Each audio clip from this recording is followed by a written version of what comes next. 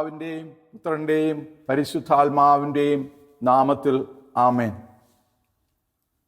നന്മ നിറഞ്ഞ മറിയമേ, നിനക്ക് സ്വസ്തി, കർത്താവ് അങ്ങയോടുകൂടെ സ്ത്രീകളിൽ അങ്ങ് അനുഗ്രഹിക്കപ്പെട്ടവളാകുന്നു. അങ്ങയുടെ ഉദരത്തിൻ ഫലമായി ഈശോ അനുഗ്രഹിക്കപ്പെട്ടവനാകുന്നു. പരിശുദ്ധ മറിയമേ, തമ്പുരാൻ്റെ അമ്മേ, പാപികളായ ഞങ്ങൾക്ക് വേണ്ടി ഇപ്പോഴും ഞങ്ങളുടെ മരണസമയത്തും തമ്പുരാനോട് അപേക്ഷിച്ചു കൊള്ളണമേ. ആമേൻ. ഈശോ മിശിഹായിക്ക് സ്തുതിയായിരിക്കട്ടെ. നമ്മളുടെ ഇന്നത്തെ ക്ലാസ് ഇന്നലത്തെ ക്ലാസ്സിൻ്റെ തുടർച്ചയാണ്. നമ്മൾ കണ്ടു, നമ്മൾ ആത്മീയ സമരത്തിൽ ഏർപ്പെടുന്നവരാണ് മധ്യസ്ഥ പ്രാർത്ഥന ചെയ്യുമ്പോൾ. ആത്മീയ സമരം ഇതേപ്പറ്റി ചിന്തിക്കുമ്പോൾ നമുക്കൊരു ശത്രുവുണ്ട്, ഒരു യോദ്ധാവുണ്ട്, അപ്പോൾ ഒരു യുദ്ധഭൂമിയുണ്ട്. ഇതൊക്കെ എന്താണെന്ന് നമ്മൾ കണ്ടു. അതോടൊപ്പം തന്നെ നമ്മൾ ഈ ആത്മീയ സമരത്തിന് പോകുമ്പോൾ ശ്രദ്ധിക്കേണ്ട ചില കാര്യങ്ങൾ കണ്ടു. ഇനി നമ്മൾ ഇന്ന് കാണുന്നത് ഈ യോദ്ധാവിൻ്റെ സംരക്ഷണമാണ്. ആയുധങ്ങൾ ധരിക്കുക, വാരിയേഴ്സ് പ്രൊട്ടക്ഷൻ. എഫേസ്യസുകാർക്ക് എഴുതിയ ലേഖനം 6-ാം അധ്യായം 10 മുതൽ 17 വരെയുള്ള വചനങ്ങൾ നമ്മളിപ്പം കാണുക. അതിൽ ഞാനെല്ലാം വായിക്കുന്നില്ല, കുറച്ച് വായിക്കാം.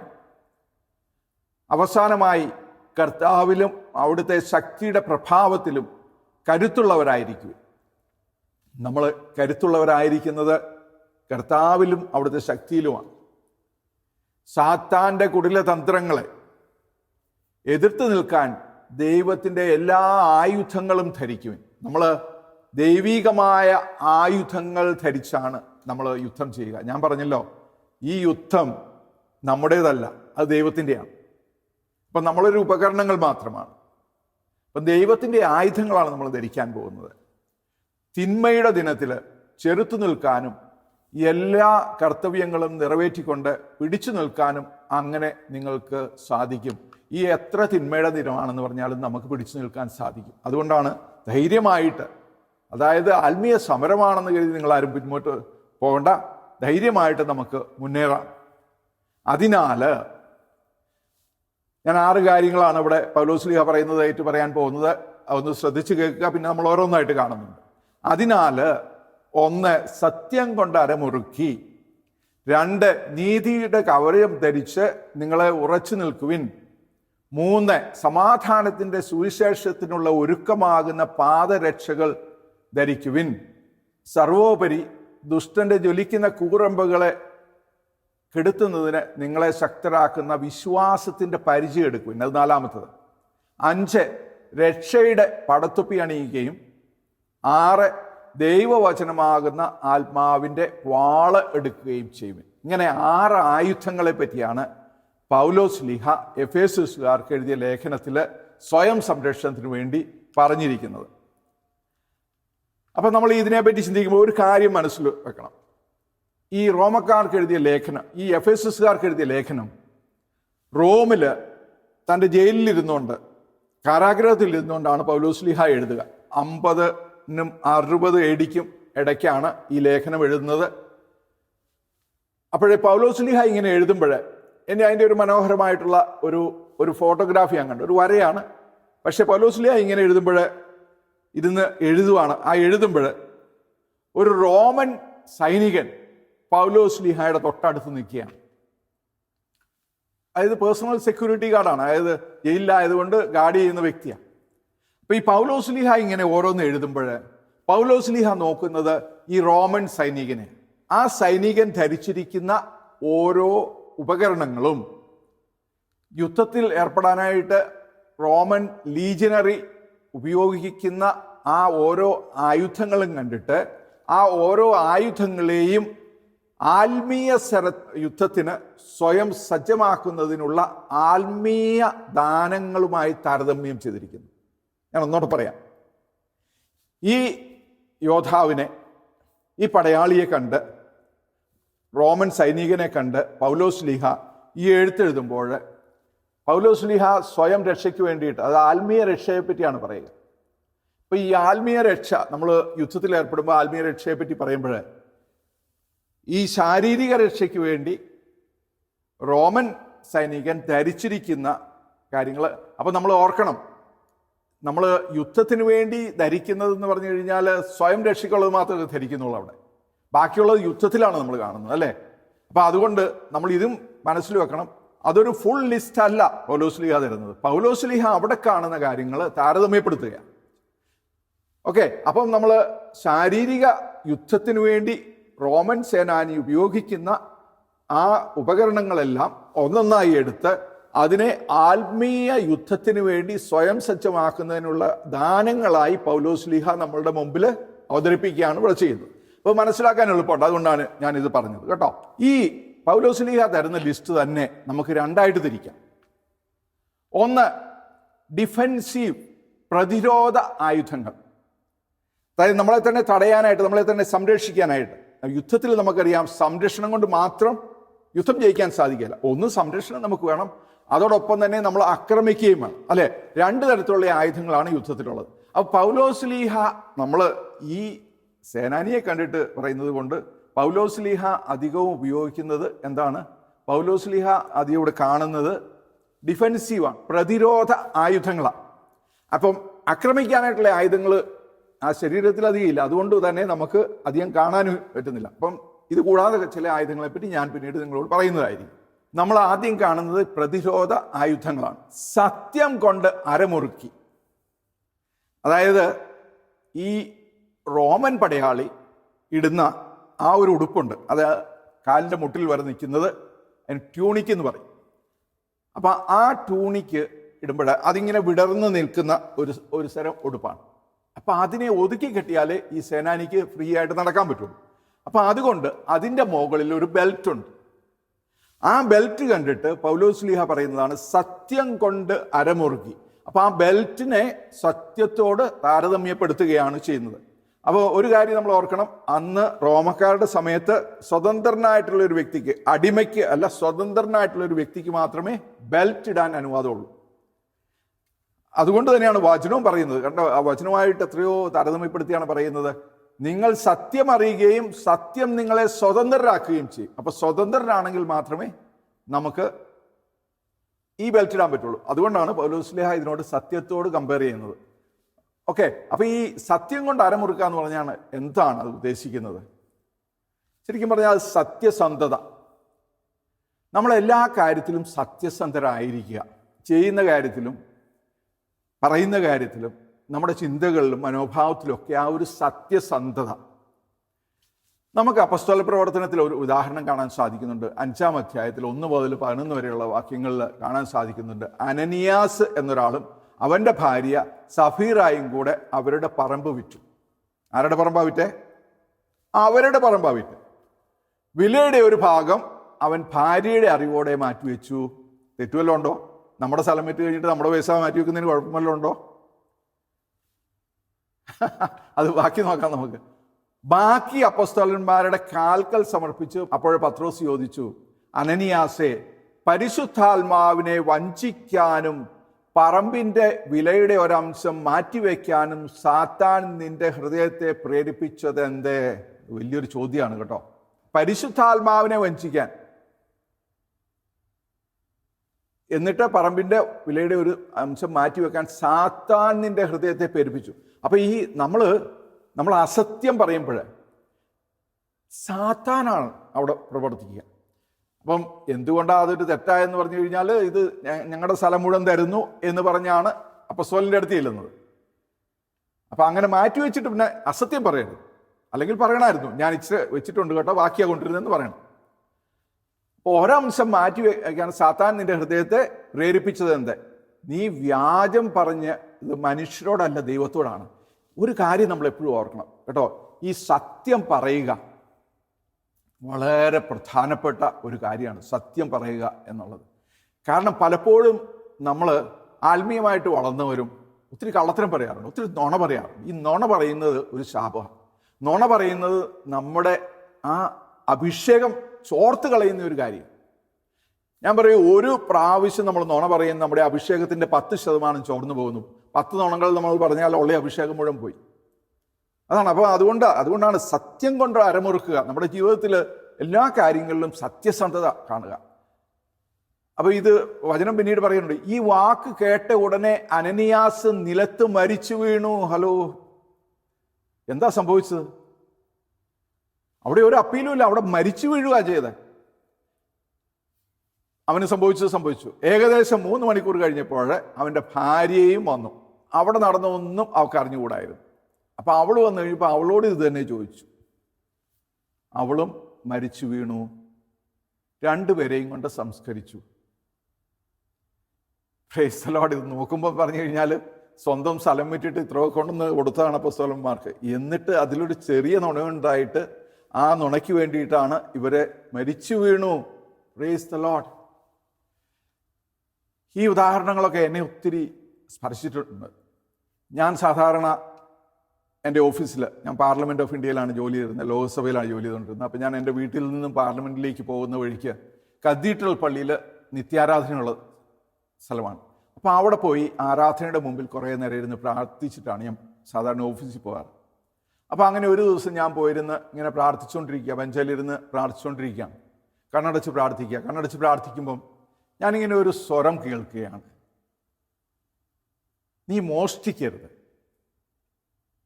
അപ്പം ഞാൻ കണ്ണു തുറന്ന് ചുറ്റും നോക്കി, ആരാ എന്നോട് പറയുന്നത് നീ മോഷ്ടിക്കരുതെന്ന്? അപ്പോൾ അവിടെ ഇങ്ങ് ആരുമില്ല.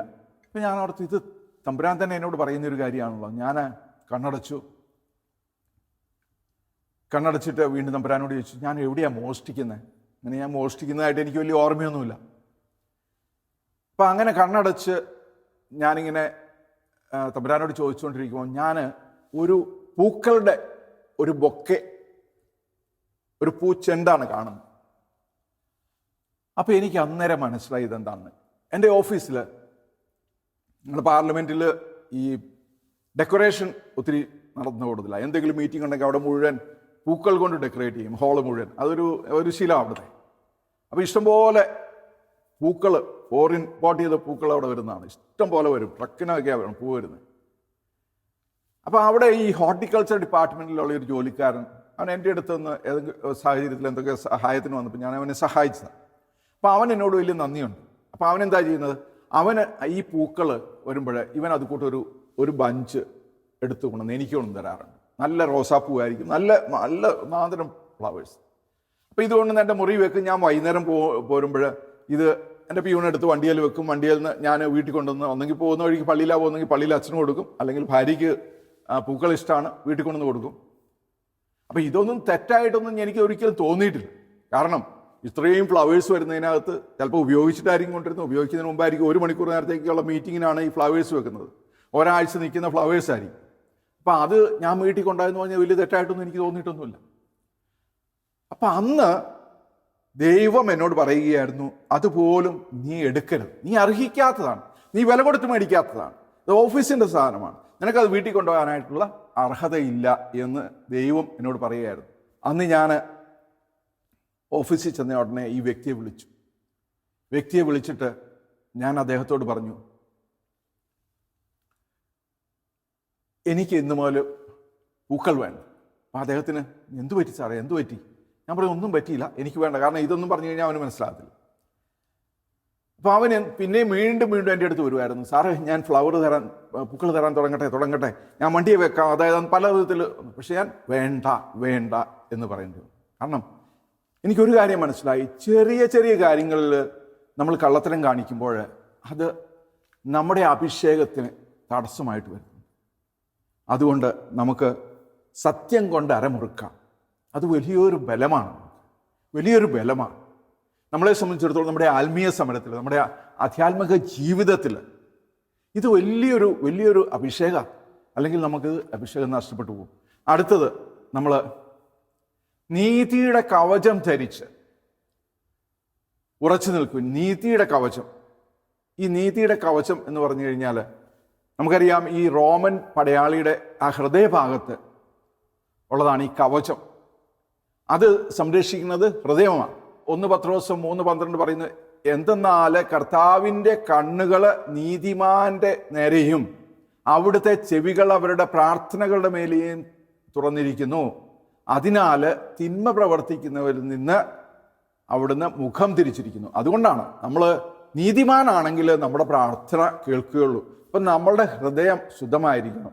ദൈവിക നിയമങ്ങളും ധാർമ്മിക നിയമങ്ങളും ഒക്കെ അനുസരിച്ചുള്ള ജീവിതമാണ് നീതിയുടെ ജീവിതം. അപ്പം നമുക്ക് ഒരു നീതിയുടെ ജീവിതം നയിക്കുക. നമ്മൾ അതിനെപ്പറ്റി കണ്ടായിരുന്നു, പക്ഷേ ഞാൻ ഒന്നുകൂടി ഓർമ്മിപ്പിക്കുകയാണ്. 2 തരത്തിൽ നമുക്ക് നീതിയുടെ ജീവിതം നയിക്കാൻ സാധിക്കും. ഒന്ന്, നിയമം പാലിച്ചുണ്ട്. ഈ നിയമങ്ങൾ പാലിക്കുക, അപ്പം നമ്മൾ നീതിയുടെ. 2, ആ നിയമത്തിന് ലംഘനം വരുമ്പോൾ നമുക്ക് ചെയ്യാവുന്നത് നമുക്ക് അതിനെപ്പറ്റി അനുദപിച്ച് പോയൊരു നല്ല കുമ്പസാരം നടത്തുമ്പോൾ വീണ്ടും നമ്മൾ നീതിമാന്മാരായി. അതാണല്ലോ ഒരു കത്തോലിക്കനെ സംബന്ധിച്ചിടത്തോളം ഏറ്റവും വലിയൊരു അനുഗ്രഹം. അപ്പം അതുകൊണ്ട് നമ്മളിത് ഓർക്കുക. ജ്ഞാനത്തിൻ്റെ പുസ്തകത്തിൽ 5:19 ഞാൻ ഒരിക്കൽ പറഞ്ഞായിരുന്നു, വിശുദ്ധിയെ അജയ്യമായ പരിചയാക്കും. അത് ഭയങ്കര ഒരു പരിചയമാണ്. അത് നമ്മളെ സംബന്ധിച്ചിടത്തോളം വലിയൊരു സംരക്ഷണമാണ്. അപ്പം പാപം നമ്മുടെ ജീവിതത്തിലുണ്ടെങ്കിൽ നമ്മുടെ ശുശ്രൂഷയ്ക്ക് അതൊരു പഴുതാണെന്ന് നമുക്ക് കാണാൻ സാധിക്കും. നമുക്ക് നീതിയുടെ കവചം ധരിക്കാം. നമുക്ക് ഇത് ആത്മീയ സമരത്തിൽ നമ്മളെ ഒത്തിരി സംരക്ഷണം നൽകുന്നതാണ് സഹോദരങ്ങളെ. 3-ാമത്തെ കാര്യം, സമാധാനത്തിൻ്റെ സുവിശേഷത്തിനുള്ള ഒരുക്കമാകുന്ന പാദരക്ഷകൾ ധരിക്കുവിൻ. ഇതെന്ത് സാധനമാണ്? സമാധാനത്തിൻ്റെ സുവിശേഷത്തിന് ഒരുക്കമാകുന്ന പാദരക്ഷകൾ. പാദരക്ഷകൾ എന്ന് പറഞ്ഞാൽ നമുക്കറിയാം അല്ലേ, നമ്മൾ ഷൂസ് അല്ലെങ്കിൽ ചെരുപ്പ്. അപ്പോൾ ഈ ഒരു പ്രത്യേകത ഉള്ളത്, നമ്മൾ യോദ്ധാക്കൾ എപ്പോഴും ഷൂസാണ് ഇടുന്നത് അല്ലേ. ഷൂസ് ഇടുക എന്ന് പറഞ്ഞു കഴിഞ്ഞാൽ ഒരു സന്നദ്ധതയുടെ അടയാളമാണ്. I am ready. അപ്പം അത് പറയുമ്പോൾ ഞാൻ ഓർക്കുന്നത്, എനിക്കൊരു സ്വഭാവമുണ്ട്. ഞാൻ എപ്പോൾ എഴുന്നേറ്റാലും അന്നേരം പോയി കുളിച്ച് ഷർട്ടുമൊക്കെ ഇട്ട് സോക്സ് ഇട്ട് ഷൂസ് ഇടും. അതിപ്പോൾ രാത്രി 3 മണിക്കാണ് എഴുന്നേക്കുന്നെങ്കിൽ ആ 3 മണിക്ക് ചെയ്യും. അപ്പോൾ സാധാരണ വീട്ടിൽ എൻ്റെ അടുത്ത് ആരെങ്കിലും വരുമ്പോൾ കാണാൻ വരുമ്പോൾ ചോദിക്കും, എവിടെയെങ്കിലും പോവാണോ? ഞാൻ എങ്ങും പോവല്ല, ഞാൻ 3 മണി മുതൽ ഷൂസ് ഇട്ടുകൊണ്ടിരിക്കുക. അപ്പോൾ ഇതറിയാതെ തുടങ്ങിയ ഒരു ശീലമാണ്. പക്ഷേ പിന്നീട് ഞാൻ മനസ്സിലാക്കി, ഈ ഷൂസ് ഇടുക എന്ന് പറഞ്ഞാൽ ഒരു തയ്യാറെടുപ്പ്, എപ്പോഴും തയ്യാറാണ്, ഐ ആം റെഡി എന്നുള്ളത്. അപ്പം ഇത് നമ്മളെ മുമ്പോട്ട് പോകാനായിട്ട് നമ്മളെ സഹായിക്കുന്നതാണ് ഈ ഷൂസ്. അപ്പം ഈ ഷൂസ് ഇവിടെ ഉദ്ദേശിക്കുന്നത് എന്താണ്? റോമൻ സേനാനിയുടെ ഷൂസ് കണ്ടുകൊണ്ടാണ് പൗലോസ്ലീഹ ഇത് എഴുതുന്നത്. പക്ഷെ പൗലോസ്ലീഹ അതിനെ താരതമ്യപ്പെടുത്തിയിരിക്കുന്നത് എന്തുകൊണ്ടാണ്? സുവിശേഷത്തിൻ്റെ ഒരുക്കമാകുന്ന പാദരക്ഷകൾ, സുവിശേഷം പറയുവാനായിട്ടുള്ള നമ്മുടെ ഒരുക്കത്തെ. അപ്പം നമ്മൾ ഒരുക്കമുള്ളവരാണോ സുവിശേഷം പറയാനായിട്ട്? നമ്മളെല്ലാവരും ഒരുക്കമുള്ളവരായിരിക്കണം സുവിശേഷം കൊടുക്കാനായിട്ട്. അത് നമ്മുടെ പാദരക്ഷകളാണ്. അത് നമുക്ക് വലിയൊരു സംരക്ഷണമാണ്. അപ്പോൾ എന്ന് വെച്ചാൽ എന്താ ഉദ്ദേശിക്കുന്നത്? ഞാൻ ചെറുതാക്കിയിട്ടൊന്ന് എക്സ്പ്ലെയിൻ ചെയ്യാൻ നോക്കാം. നമ്മൾ ഈ എവാഞ്ചലൈസേഷൻ സ്കൂളിലൊക്കെ പോയി കഴിഞ്ഞാൽ, ഞാൻ പണ്ട് ഹോളണ്ടിലൊരു സ്കൂളിൽ പോയി, അവരിങ്ങനെ പറഞ്ഞ് 6 ക്യാപ്സൂൾസ്, ഇതൊക്കെയായിരുന്നു. ഗോഡ് ലവ്സ് യു, ദൈവം നിങ്ങളെ സ്നേഹിക്കുന്നു. യു ആർ എ സിന്നർ, നീ പാപിയാണ്. Jesus died for you, Eesho നിനക്ക് വേണ്ടി മരിച്ചു. റിപ്പന്റ് ആൻഡ് ബിലീവ്, അനുദപിച്ച് വിശ്വസിക്കുക. റിസീവ് ദ ഹോളി സ്പിരിറ്റ്, പരിശുദ്ധാത്മാവിനെ സ്വീകരിക്കുക. B part of A community, ഒരു കൂട്ടായ്മയുടെ ഭാഗമാവുക. ഇങ്ങനെ ഒരു 6 സ്റ്റെപ്പ്. അപ്പോൾ അവർ പഠിപ്പിക്കുന്ന ഇതാണ്, നമ്മൾ ആരെങ്കിലും സുവിശേഷം കൊടുക്കുമ്പോൾ, ഒരു പുതിയ വ്യക്തിനെ കാണുന്നു, ഒരു പാപിയെ കാണുന്നു, അവനോട് നമ്മൾ സംസാരിക്കുമ്പോൾ നമുക്ക് 6 ദിവസം സംസാരിക്കാം, 6 മണിക്കൂർ സംസാരിക്കാം, 6 മിനിറ്റ് സംസാരിക്കാം.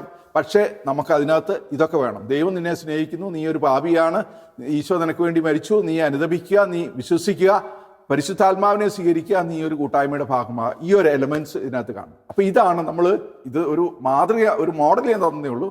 അപ്പോൾ ഇതുപോലെ നമ്മൾ സുവിശേഷം കൊടുക്കാൻ സന്നദ്ധരായിരിക്കണം. അപ്പോൾ സുവിശേഷം കൊടുക്കാൻ സന്നദ്ധരായിരിക്കുന്ന നിങ്ങളൊക്കെ ഓർക്കോ, ഞങ്ങൾ വലിയ പ്രീച്ചേഴ്സ് ഒന്നുമില്ല, ടി വിയുടെ മുമ്പിലൊന്നും നിന്ന് ഞങ്ങൾക്ക് പ്രസംഗിക്കാൻ പറ്റത്തില്ല. എല്ലാവരും സുവിശേഷം കൊടുക്കാൻ വിളിക്കപ്പെട്ടവരാണ്. അപ്പോൾ ഞാൻ പറയട്ടെ, നമ്മൾ ഡ്യൂട്ടിക്ക് പോയി, ഒരു നേഴ്സാണ്, ഡ്യൂട്ടിക്ക് പോയി, ഡ്യൂട്ടിയിൽ നിന്ന് ഇറങ്ങിക്കഴിഞ്ഞപ്പോൾ അടുത്തുള്ള സൂപ്പർ മാർക്കറ്റിൽ കയറി അവിടുന്ന് കുറച്ച് പച്ചക്കറിയും സാധനങ്ങളൊക്കെ മേടിച്ചു കൊണ്ടുപോകണം. അവിടെ കയറി മേടിച്ചുകൊണ്ടിരുന്നപ്പോഴാണ് നമ്മൾ പണ്ട് കാലത്ത് ചെറുപ്പത്തിൽ സ്കൂളിൽ വെച്ച് ഒന്നിച്ച് പഠിച്ചിരുന്ന ഒരു കൂട്ടുകാരിയെ കാണുന്നു. കൂട്ടുകാരിയെ കണ്ടു. അപ്പോൾ എന്നാ ഉണ്ട് വിശേഷം എന്നൊക്കെ ചോദിച്ചു. അവൾ പറഞ്ഞു, എനിക്കെന്നാ വിശേഷം, എൻ്റെ അവസ്ഥ വളരെ മോശമാണ്, ഞാൻ ഒത്തിരി ഡിപ്രഷനിലൂടെ കടന്നു പോവുകയാണ്, എൻ്റെ ജീവിതം എല്ലാം തകർന്നു പോയി, ഞാൻ പല പ്രാവശ്യം മരിക്കാനായിട്ട് ശ്രമിച്ചു, ആത്മഹത്യ ചെയ്യാൻ പോലും ഞാൻ കഴിഞ്ഞ ആഴ്ച നോക്കിയതാണ് എന്നൊക്കെ ഒരു സഹോദരി പറയുകയാണെങ്കിൽ നമ്മൾ എന്താ പറയാൻ പോകുന്നത്? നമ്മൾ അവളോട് പറയുമോ, ഷെക്കീന ടി വിയിൽ അടുത്ത മാസം ഒരു കൺവെൻഷൻ വരുന്നുണ്ട്, നീ അത് കൂടിക്കുമെന്ന് പറയാനാണോ പോകുന്നത്? അതിനാണോ ദൈവം അവളെ മുമ്പിൽ കൊണ്ടുവന്നത്? അവൾക്ക് അന്നേരം സുവിശേഷം കൊടുക്കണം. അതിനു വേണ്ടിയിട്ടാണ് കൊണ്ടുവന്നിരിക്കുന്നത്. അപ്പം അന്നേരം സുവിശേഷം കൊടുക്കണമെങ്കിൽ നമുക്ക് സുവിശേഷം അറിയത്തില്ലെങ്കിൽ എങ്ങനെ കൊടുക്കാൻ പറ്റിയല്ല. അപ്പം അതുകൊണ്ട് അന്നേരം അവളോട് പറയേണ്ടത് എന്താണ്? ഇപ്പം നമുക്ക് സമയമില്ലെന്ന് കരുതിക്കോ. ഇപ്പം നമ്മൾ പിടിയിൽ നിന്ന് ഇറങ്ങിപ്പോകാനായിട്ടാണ് നമ്മുടെ ബസ് വരുന്നുണ്ട് എന്നെങ്കിൽ അവളോട് പറയുക, ദൈവം നിന്നെ സ്നേഹിക്കുന്നു, നീ ഒരു ഭാവിയാണ്, ഈശോ നിനക്ക് വേണ്ടിയാണ് മോളെ മരിച്ചത്, നീ അനുദപിച്ച് വിശ്വസിക്കുക, നീ പരിശുദ്ധാത്മാവിനെ സ്വീകരിക്കുക, എന്നിട്ട് ഒരു കൂട്ടായ്മയുടെ ഭാഗമാകുക എന്ന് പറഞ്ഞിട്ട് പോയി ബസ്സേ കയറി പൊക്കോ. എന്നാലും നമ്മൾ ഉള്ള നേരം കൊണ്ട് ഈ കാര്യം സുവിശേഷം കൊടുക്കുക. ഒരാൾ വേറൊരാൾക്ക് കൊടുക്കാവുന്ന കാര്യമാണിത്.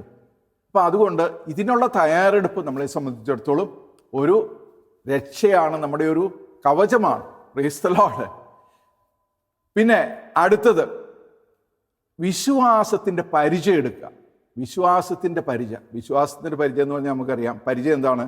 അതായത് നമ്മളെ തന്നെ സംരക്ഷിക്കാനായിട്ടുള്ള സാധനമാണ് പരിചയം. അപ്പം വിശ്വാസത്തിൻ്റെ പരിചയം. അപ്പം വിശ്വാസം ഉണ്ടായിരിക്കണം നമ്മൾ. അത് മുഴുവൻ ശരീരത്തിൽ നമുക്ക് എത്ര വലിയ പരിചയമാണ് നമ്മുടെ അടുത്തുള്ളത്. ചെറുതുണ്ട് കേട്ടോ, ചെറുതുണ്ട്, വലുതുണ്ട്, വലിയ വലുപ്പത്തിലുള്ളത്. അപ്പം നമ്മൾ വലിയ പരിചയമാണെങ്കിൽ, നമ്മുടെ വിശ്വാസം വലുതാണെങ്കിൽ നമ്മൾ വലിയ പരിചയമായിരിക്കുള്ളത്. നമ്മളെ പൂർണ്ണമായിട്ടും അതിൻ്റെ പുറകിൽ സംരക്ഷിക്കാൻ സാധിക്കും. അപ്പം അതുകൊണ്ട് നമ്മൾ ആത്മീയ സമരത്തിന് പോകുമ്പം നമ്മൾ വിശ്വാസമുള്ളവരായിരിക്കണം. ആ വിശ്വാസത്തിൻ്റെ പരിചയം നമുക്ക് സംരക്ഷണമാണ്. അടുത്തത് രക്ഷയുടെ പടത്തൊപ്പി അണിയുവിൻ. പടത്തൊപ്പി എന്ന് പറഞ്ഞാൽ നമുക്കറിയാം ഹെൽമെറ്റ് നമ്മുടെ മനസ്സിനെ, നമ്മുടെ ബുദ്ധിയെ ഒക്കെ കവർ ചെയ്യുന്നതാണ്, പ്രൊട്ടക്റ്റ് ചെയ്യുന്നതാണ്. അപ്പം അതുകൊണ്ട് തലയ്ക്കൊരു മുറിവ് വന്നു കഴിഞ്ഞാൽ നമുക്കറിയാമല്ലോ, അത് വളരെ ഡേഞ്ചറസ് ആകാൻ സാധ്യത. അപ്പം നമ്മൾ ഈ രക്ഷയുടെ പടത്തൊപ്പി, ഈ പടത്തൊപ്പി എന്താണെന്ന്, രക്ഷയുടെ പടത്തൊപ്പി എന്താണെന്ന് 1 തെസ്സലോനിക്ക 5:8 വചനം പറയുന്നുണ്ട്. മക്കളായ നമുക്ക് വിശ്വാസത്തിൻ്റെയും സ്നേഹത്തിൻ്റെയും കവചവും രക്ഷയുടെ പ്രത്യാശയാകുന്ന പടത്തൊപ്പി അതാണ് പൗലോസ് പറയുന്നത്. നമ്മൾ യുദ്ധത്തിന് പോകുമ്പോൾ നമുക്ക് പ്രത്യാശയില്ലെങ്കിൽ എങ്ങനെ യുദ്ധം ചെയ്യാൻ സാധിക്കും? അതുകൊണ്ട് നമ്മൾ പ്രത്യാശയുള്ളവരായിരിക്കണം. പ്രത്യാശയാകുന്ന പടത്തൊപ്പിയും ധരിച്ച് സുബോധമുള്ളവരായിരിക്കാം എന്ന് പൗലോസ് പറയുന്നു. അതുകൊണ്ട് നമ്മൾ പ്രത്യാശയോട് കൂടി വേണം നമ്മൾ സമരത്തിൽ ഏർപ്പെടാൻ. അപ്പം നമ്മൾ 5 കാര്യങ്ങൾ കണ്ടു. ഈ 5 കാര്യങ്ങളും നമ്മളെ സ്വയം രക്ഷയ്ക്ക് വേണ്ടിയിട്ടുള്ളതാണ്. 6ാമത്തെ കാര്യം അത് രണ്ടിനും വേണ്ടിയുള്ളതാണ്. സ്വയം രക്ഷയ്ക്ക് വേണ്ടിയിട്ടും നമ്മൾ ഫൈറ്റ് ചെയ്യാൻ വേണ്ടിയിട്ട്, യുദ്ധം ചെയ്യാൻ വേണ്ടി നമ്മളെ സഹായിക്കുന്നതാണ്. അതാണ് നമ്മൾ അടുത്തത് കാണാൻ പോകുന്നത്. അപ്പോൾ ഇങ്ങനെ ഒരു കാര്യമുണ്ട് കേട്ടോ. സാത്താൻ, ഇത് ഞാനൊരു പുസ്തകത്തിൽ വായിച്ചതാണ്, സാത്താൻ സഭയെ പ്രതിരോധത്തിലാക്കുന്നിടത്തോളം അവൻ്റെ രാജ്യം ഒരിക്കലും അട്ടിമറിക്കപ്പെടുകയില്ല. നമ്മൾ ഇത് പ്രതിരോധം മാത്രം ചെയ്തു കഴിഞ്ഞാൽ അവൻ്റെ രാജ്യം അട്ടിമറിക്കപ്പെടുകയില്ല. അതിനാൽ പ്രതിരോധത്തിൽ നിന്ന് മാറി കേവലം സ്വയം രക്ഷയിൽ നിന്ന് ആക്രമണ സ്ഥാനത്തേക്ക് മാറാനുള്ള സമ്പൂർണ്ണ ബാധ്യത നമുക്കുണ്ട്. അപ്പം നമ്മൾ ആക്രമണത്തിന് പോകണം. സ്വയം രക്ഷ എന്ന് പറഞ്ഞാൽ നമ്മളെ പ്രൊട്ടക്റ്റ് ചെയ്തു, നമ്മളവിടെ നിൽക്കുന്നു, പക്ഷെ നമ്മൾ യുദ്ധം ചെയ്യുന്നില്ല. യുദ്ധം ചെയ്യണമെങ്കിൽ നമ്മൾ സ്വയം രക്ഷയിൽ നിന്ന് മാറിയിട്ട് ആക്രമണത്തിലേക്ക് പോകണം. അപ്പം അതിൻ്റെ ഒരു ആയുധമാണ് നമ്മൾ കാണുന്നത്. ദൈവവചനമാകുന്ന ആത്മാവിൻ്റെ വാള് എടുക്കുക. അപ്പോൾ ഈ ആത്മാവിൻ്റെ വാളെന്ന് പറഞ്ഞാൽ എന്താ? അത് ദൈവവചനമാണ്. ദൈവവചനം ശരിക്കും ഒരു വാളാണ്, അല്ലേ? ഇരുതല വാളിനേക്കാളും മൂർച്ചയുള്ളതെന്നൊക്കെയാണ് എബ്രായക്കാർക്ക് എഴുതിയ ലേഖനത്തിൽ 4-ാം അധ്യായം 12-ാമത്തെ വചനത്തിൽ പറയുക. നമുക്കറിയാം, ഈശോ മരുഭൂമിയിലായിരിക്കുമ്പോൾ സാത്താൻ പ്രലോഭിപ്പിക്കാൻ വന്നപ്പോൾ 3 പ്രാവശ്യം വചനമെടുത്താണ് ഈശോ സാത്താനെ നേരിട്ടത്. അപ്പോൾ ഈ വചനം ഭയങ്കര പവർഫുള്ളാണ്. വചനം നമ്മൾ പഠിക്കുകയും പ്രഘോഷിക്കുകയും ചെയ്യണം. ഈ ശരിക്കും പറഞ്ഞാൽ ഈ വചനം എന്ന് പറയുമ്പോഴത്തേനും എഴുതപ്പെട്ട വചനത്തെ പറ്റിയല്ല പറയുന്നത്, സംസാരിക്കുന്ന വചനത്തെ പറ്റിയാണ് പറയുന്നത്. അപ്പം അതുകൊണ്ട് നമുക്ക് ഈ വചനം എടുക്കാം. അപ്പം അങ്ങനെ നമുക്ക് 6 രക്ഷയെപ്പറ്റി നമ്മൾ കാണുന്നുണ്ട്. പക്ഷേ ഇത് പൗലോസ്ലീഹ, ഞാൻ പറഞ്ഞില്ല, പൗലോസ്ലീഹ തന്നത് ഒരു സമ്പൂർണമായിട്ടുള്ള ഒരു ലിസ്റ്റ് അല്ല. അപ്പം അതുകൊണ്ട് നമുക്ക് കൂടുതൽ ആയുധങ്ങളുടെ ആവശ്യമുണ്ട്. 7ാമത്തേത് ഞാൻ നിങ്ങളുടെ മുമ്പിൽ വെക്കാൻ ആഗ്രഹിക്കുന്നത് വെപ്പൺ ഓഫ് പ്രൈസ്, സ്തുതിപ്പിൻ്റെ ഒരു വെപ്പൺ. നമുക്ക് പ്രത്യേകിച്ച് ഭാഷാപരം നമ്മുടെ ഈ ആത്മീയ സമരത്തിന് നമ്മളെ ഒത്തിരി സഹായിക്കുന്നതാണ് ഭാഷാപരം. അപ്പോൾ സ്തുതിപ്പ് എന്നുവെച്ചാൽ it is a war cry, സ്തുതിയുടെ യുദ്ധവിളി എന്നൊരു ആശയം ഉണ്ട്. അപ്പം അതുകൊണ്ട് നമുക്ക് പല സാഹചര്യങ്ങളിൽ ബൈബിളിൽ നമുക്ക് കാണാൻ സാധിക്കും. പ്രത്യേകിച്ച് 2 ദിനവൃത്താന്തം 20-ാം അധ്യായം 1 മുതൽ 23 നമുക്ക് കാണാൻ സാധിക്കും. മൊഹാബിയരും അമോനിയരും മെയൂന്യരും ചേർന്ന് യഹോശഫാത്തിനെ നേരിടാനായിട്ട് യുദ്ധത്തിന് വരുമ്പോൾ യഹോശഫാത്തിൻ്റെ ആർമി വളരെ മോശമായിരുന്നു, വളരെ വീക്കായിരുന്നു. അപ്പോൾ യഹോശഫാത്ത് പ്രാർത്ഥിച്ചു കഴിഞ്ഞപ്പം ദൈവം വെളിപ്പെടുത്തിയതനുസരിച്ച് യഹോശഫാത്ത് ചെയ്തത് ഗായകരെയും സൈന്യത്തിന് മുമ്പിൽ നിർത്തി. ഗായകരെ മുമ്പിൽ നിർത്തിയിട്ട് അവരാണ് സ്തുതിച്ചുകൊണ്ട് പോവുകയാണ്. അങ്ങനെ പോയി കഴിഞ്ഞപ്പോൾ ആ യുദ്ധത്തിൽ ജയിക്കുന്നതായിട്ട് നമുക്ക് കാണാൻ സാധിക്കും. അപ്പോൾ ശരിക്കും പറഞ്ഞാൽ ഗായകർ സ്തുതിച്ചുകൊണ്ട് യുദ്ധത്തിന് പോയി കഴിഞ്ഞാൽ എന്താ സംഭവിക്കുക? പക്ഷേ ഈ 3 സൈന്യങ്ങളും പരസ്പരം വെട്ടിമുറിച്ച് അങ്ങനെ യഹോശഫാത്ത് ജയിക്കുന്നതായിട്ട് നമുക്ക് കാണാൻ സാധിക്കും. അടുത്തത് ഫാസ്റ്റിംഗ്, നോമ്പ് നോക്കുന്നത്. നമുക്ക് ബൈബിളിൽ ഇഷ്ടം പോലെ ഉദാഹരണങ്ങൾ എസ്തർ, നെഹേമിയ, എസ്ര, ബാരൂക്ക്, ഡാനിയലിൻ്റെ ഒക്കെ നമുക്ക് കാണാൻ സാധിക്കുന്നുണ്ട്. ഉപവാസം വഴി എങ്ങനെ നമുക്ക് ശത്രുവിനെ നേരിടാമെന്നുള്ളത്. 9-ാമത്തേത് എളിമ. ഞാൻ എളിമയെപ്പറ്റി പറഞ്ഞായിരുന്നു. ശരിക്കും ദാനിയേലിൻ്റെ പുസ്തകത്തിൽ നമ്മൾ കാണുന്നുണ്ട് 10-ാം അധ്യായം 12-ാമത്തെ വചനം, ദാനിയേലെ ഭയപ്പെടേണ്ട, ശരിയായി നിന്നെ തന്നെ എളിമപ്പെടുത്താൻ തുടങ്ങിയ ദിവസം മുതൽ നിന്റെ പ്രാർത്ഥന കേൾക്കപ്പെട്ടിരിക്കുന്നു. നിന്നെ തന്നെ എളിമപ്പെടുത്താൻ തുടങ്ങിയപ്പോൾ നമ്മൾ എളിമപ്പെട്ട് പ്രാർത്ഥിക്കണം. അത് ഭയങ്കര ഒരു ആയുധമാണ് പ്രാർത്ഥനയിൽ നമ്മളെ സംബന്ധിച്ചത്, ഒരു സംരക്ഷണമാണ് പ്രാർത്ഥനയിൽ. അതുകൊണ്ട് നമ്മൾ എളിമപ്പെട്ട് പ്രാർത്ഥിക്കുക. വീണ്ടും പ്രഭാഷകന്റെ പുസ്തകത്തിൽ 35:21 പറയുന്നുണ്ട്, വിനീതന്റെ പ്രാർത്ഥന മേഘങ്ങൾ തുളച്ചു കയറുന്നു, അത് കർത്തൃസന്നിധിയിൽ എത്തുന്നത് വരെ അവന് സ്വസ്ഥനാവുകയില്ല. അപ്പം അതുകൊണ്ട് വിനീതന്റെ പ്രാർത്ഥന മേഘങ്ങൾ തുളച്ചു കയറും. അതുകൊണ്ട് നമ്മൾ അങ്ങനെ പ്രാർത്ഥിക്കുക. അതുകൊണ്ട് പ്രത്യേകിച്ച് നമ്മൾ പ്രാർത്ഥിച്ച് അഹങ്കാരികളാകാൻ സാധ്യതയുണ്ട്. നമുക്ക് പ്രാർത്ഥനയൊക്കെ കേട്ട് കഴിയുമ്പോൾ. അപ്പം അതുകൊണ്ട് നമ്മൾ എപ്പോഴും മഹത്വം ദൈവത്തിന് കൊടുക്കുക. നമ്മുടെ പ്രാർത്ഥന കേട്ടതിൻ്റെ മഹത്വം ദൈവത്തിന് കൊടുക്കുക. അത് 9-ാമത്തേതാണ്. 10-ാമത്തേത് ഞാനത് എക്സ്പ്ലെയിൻ ചെയ്തില്ല. നമ്മുടെ കൂദാശകൾ, പ്രത്യേകിച്ച് നമ്മുടെ വിശുദ്ധ കുർബാന, പാപത്തെപ്പറ്റി പശ്ചാത്തപിച്ച് നമ്മൾ നല്ല കുമ്പസാരം ചെയ്യുന്നത്, ഇങ്ങനെയുള്ള കൂദാശകൾ നമുക്കൊരു സംരക്ഷണമാണ്. അപ്പോൾ ഇതോടുകൂടി ഞാൻ നിർത്തുവാണ്. നമ്മുടെ സമയം അതിക്രമിക്കുന്നു. നമുക്ക് ഈ സമയം കൈകൾ കൂട്ടി നമുക്ക് ഈ എല്ലാ വിധ ആയുധങ്ങളും നമ്മുടെ സംരക്ഷണത്തിന് വേണ്ടി നമുക്ക് കർത്താവിനോട് ചോദിക്കാം. നമ്മുടെ ആത്മീയ സമരത്തിൽ അവിടുത്തെ ആത്മാവ് നമ്മുടെ കൂടെ ഉണ്ടായിരിക്കട്ടെ, അവിടുത്തെ സംരക്ഷണം നമ്മുടെ കൂടെ ഉണ്ടായിരിക്കട്ടെ, അവിടുത്തെ തിരുരക്തത്താൽ പൊതിഞ്ഞ് നമ്മളെ സംരക്ഷിക്കണമേ എന്ന് പ്രാർത്ഥിക്കാം. ആമേൻ.